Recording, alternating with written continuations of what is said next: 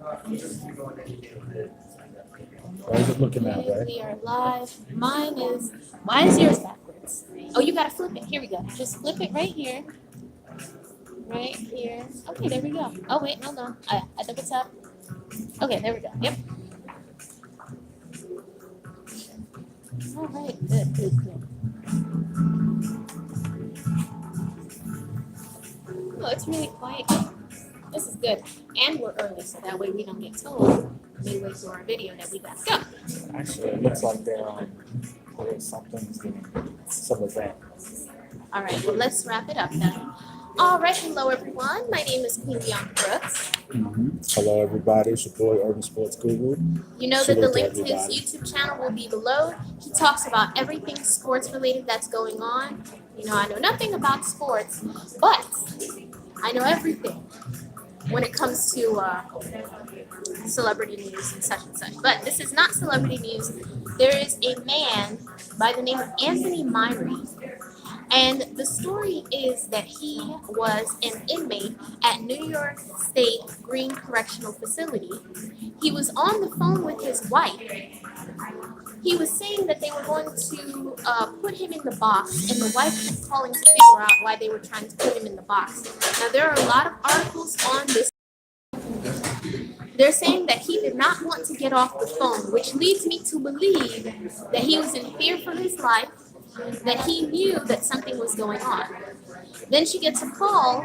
Then when she calls, she comes to find out that he was transferred, that he was killed and his body was transferred to Albany. But when she calls the Albany hospital, why did it get so loud all of a sudden? But when he was allegedly, okay, I'm so sorry, guys. When he was at the Albany hospital, but when she called, apparently he was never at the Albany hospital. So now they're trying to figure out where his body is, and I believe his body was found, but now they're trying to figure out what happened to him. Now, you said that you have been to New York State Green Correctional Facility. Yes, I have. Now, ladies and gentlemen, it was Lonzo Good, Urban Sports Guru, was popping salute. Now, I did 10 years in prison, and in that time, we get transferred to different facilities. I was in Mount McGregor Correctional Facility when Mount McGregor was getting closed down. So what they did was they sent everybody to neighboring facilities. I was in a college program at the time. So whoever wanted to stay in the college was transferring to Green Correctional. None of us wanted to go to Green, but we wanted to stay in the college. Now, prior to being there, I did 4 years in Coxsackie Correctional Facility, the Max, which is literally right next door to Green. Literally right next door. So I already knew what type of behaviors would be exuded there at Green. I already knew, but I wanted to stay in the college. So I I agreed. forgot they usually say they can't hear. Let me hold the mic up for you. So, since you were there, how are the inmates treated at New York State Green Correctional Facility? Now, the violence, let's call it what it is, violence against convicts in the New York State prison system is a common thing. There are certain facilities that foster it more, where it's more of a standard operating procedure, where they basically are committing basically every single crime that we, the convict, are in prison for. I'm not sugarcoating this one word, and I'm going to detail how they're able to get away with this. Now, Coxsackie is one of those places. Coxsackie is standard operating procedure, and all the officers at Green are officers who got their start at Coxsackie, and then they go next door to the medium facility, Green Correctional. I went to Green Correctional just after Thanksgiving 2013, just like a week after Thanksgiving. And I was there from then to around April. No, I'm sorry. I was there from there to about late May, I think June 2014, when I was kicked out because of an investigation and sent up to Franklin Correctional, like 8-9 hours close by Canada. In my time there, the beating of convicts is a standard operating procedure. It is standard thing. So, do you think he was beaten to death? Absolutely. Absolutely. I don't have a doubt in my mind he was beaten to death. Do you think the coroner's report will show that? No, Why is that? because this is the way they get away with this. Now, certain brothers have been able to file lawsuits and been able to, in those lawsuits, get certain paperwork from FOIA requests, which is Freedom of Information Law, get certain paperwork to prove what happened to them. So after the fact, years later, they end up getting a financial settlement. I mean, that's if they live to. That's if they live, but the reality is this. Here's how these things happen. When you think about the power that a police officer has out here in the world, just think about what we deal with police brutality out here in the world. We see another video of police brutality every day. And the cop basically is, well, I felt threatened, and they get that leeway to do the kind of fuck shit they do. Multiply that times 100, and that is basically what is happening in correctional facilities. So, do you think that the black inmates are targeted more than the white inmates? At a place like Green, yes.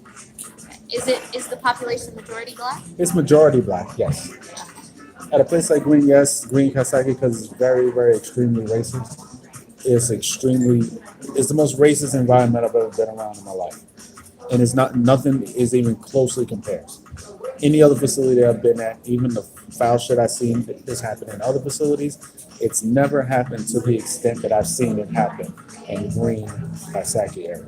It's never been anything close. So, why do you think that there's nothing being done? Because this sounds to me like inhumane living conditions for these convicts. Well, If they're being beaten, if they're being mistreated. Well, nothing's being done for this very simple reason.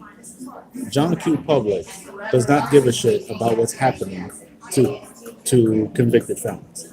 Let's just call it what it is. John Q. Public does not give a shit. And they will not start to give a shit based upon just that idea. They're not. They're just not.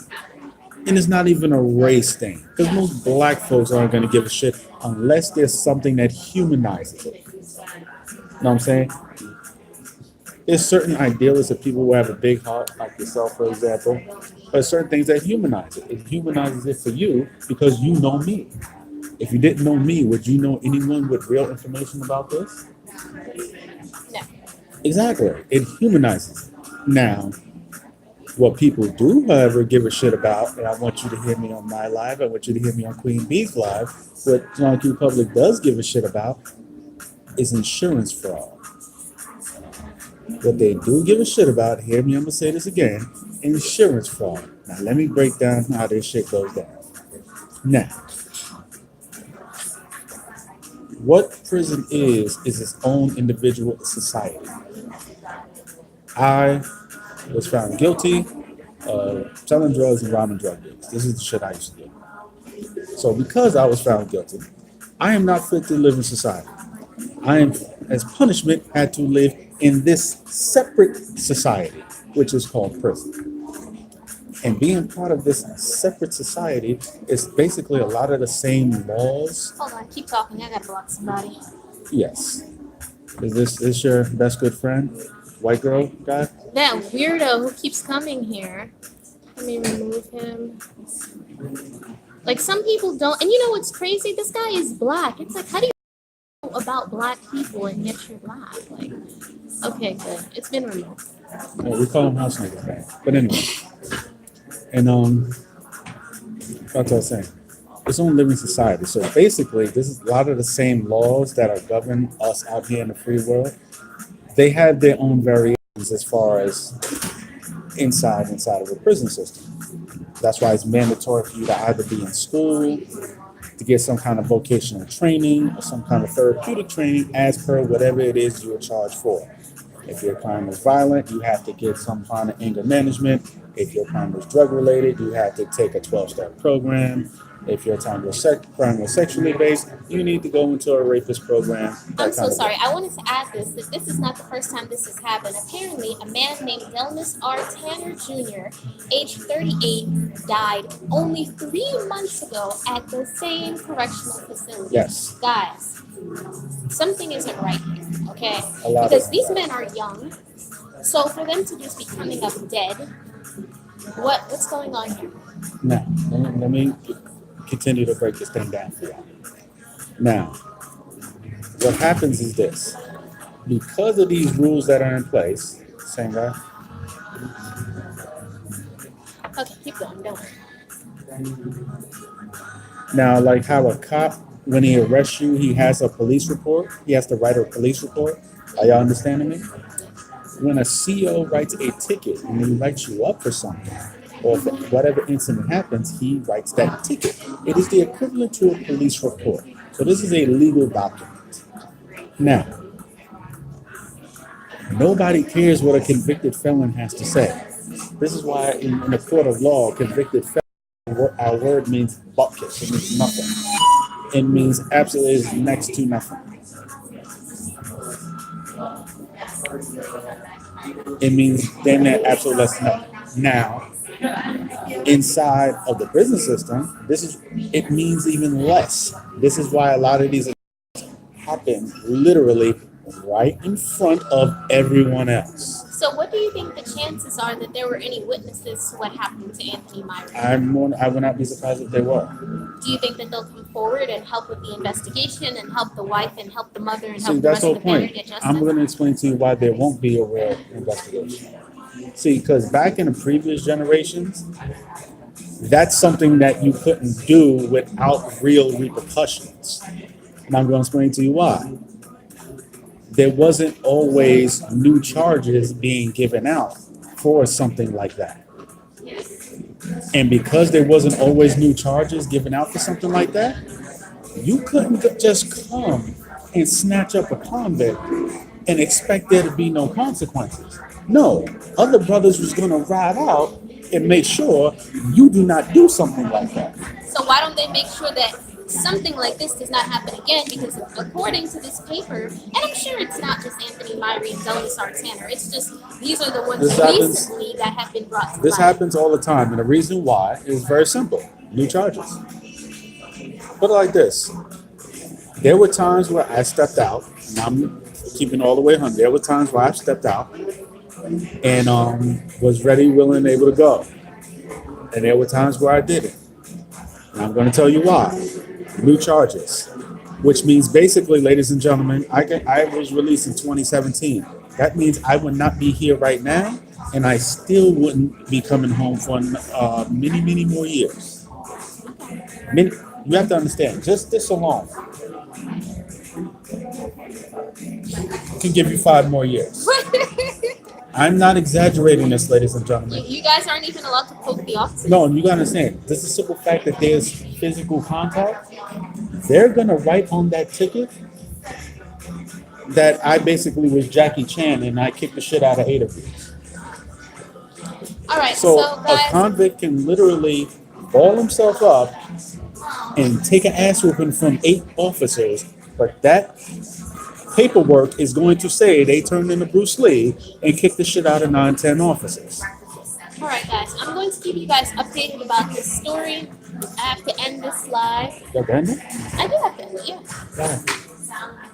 I'll tell you in a second. All right. Let me make sure I answered all the questions that were here. Kiki said, hey, the details of the story I haven't heard as of yet. I'm glad you're giving this story light. Yes, guys, welcome. I have to end this video. Oh, somebody's about to pass behind me.